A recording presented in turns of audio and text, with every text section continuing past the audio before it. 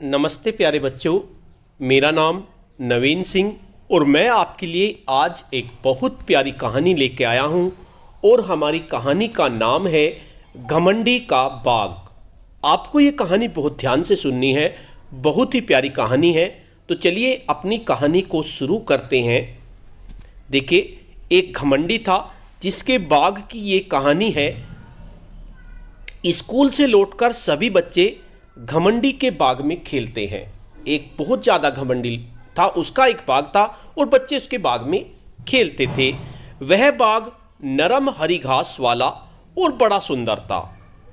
पेड़ की टहनियों पर चिड़िया गाती तो बच्चे उन्हें सुनने के लिए खेलना बंद कर देते थे।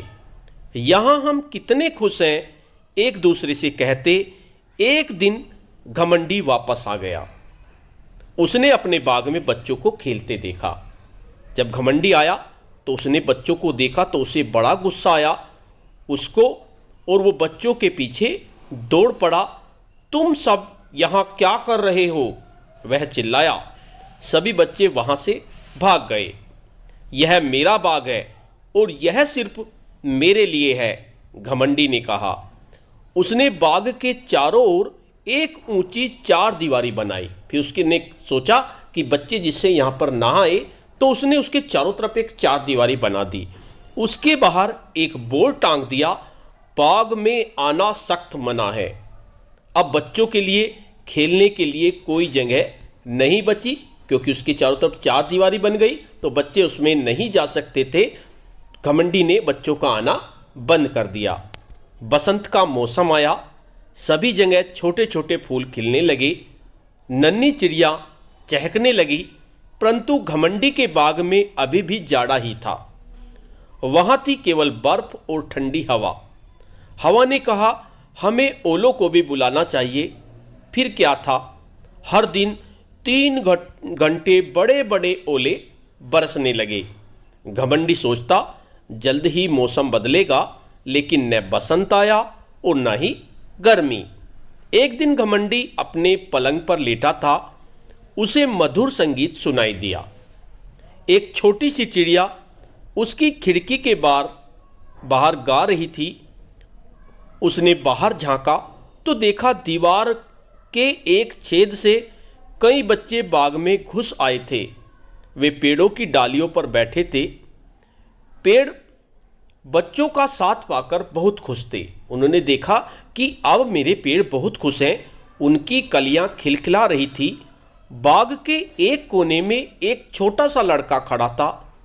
वह इतना छोटा था कि उसके हाथ पेड़ की टहनियों को छू नहीं पा रहे थे। वह टहनियां पकड़ने के लिए बार बार कूद रहा था। न छू पाने पर वह जोर जोर से रो भी रहा था। चढ़ो बेटा, पेड़ ने कहा और अपनी डालियों को नीचे झुका दिया।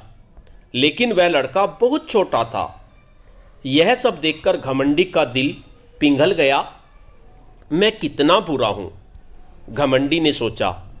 अब मुझे पता चला कि बसंत मेरे बाग में क्यों नहीं आया। मैं उस छोटे लड़के को पेड़ पर बैठा दूंगा। उसके बाद मैं इस चार दीवारी को भी गिरा दूंगा, जिससे बच्चे मेरे बाग में खेलते रहें। घमंडी को अपने किए पर बहुत पछतावा हो रहा था। वह दबे पांव बाग में पहुंचा, परंतु बच्चे उसे देखते ही वहां से भाग गए। सिर्फ वह छोटा लड़का नहीं भागा। घमंडी चुपके से उसके पीछे गया और उसने उस लड़के को प्यार से उठाकर पेड़ पर बैठा दिया। छोटे लड़के ने खुशी से अपने हाथ फैलाए और घमंडी के गले में डाल दिए। बाकी बच्चों को भी लगा कि अब घमंडी बदल गया है। बच्चों, यह बाग अब तुम्हारा है, घमंडी ने कहा। लोगों ने देखा बगीचे में बच्चों में घमंडी खेल रहा है। बच्चे रोज छुट्टी के बाद बाग में खेलने लगे। अब घमंडी कहने लगा, मेरे बाग में बहुत से सुंदर फूल हैं, लेकिन इनमें सबसे सुंदर फूल तो ये बच्चे ही हैं। तो बच्चों, आपको ये कहानी कैसी लगी? अगर आप भी उस बाग में खेलने जाते तो आप क्या करते? क्या आपको कैसा कोई घमंडी व्यक्ति मिला है जो बाद में उसका घमंड दूर हो गया हो और वो बच्चों से प्यार करने लगा हो? अपने सभी एक्सपीरियंस अपने टीचर्स के साथ शेयर करें और अपने टीचर्स को इस कहानी को दोबारा सुनाएं। आज की कहानी में इतना ही। जल्द ही नई कहानी में मिलते हैं, तब तक के लिए धन्यवाद।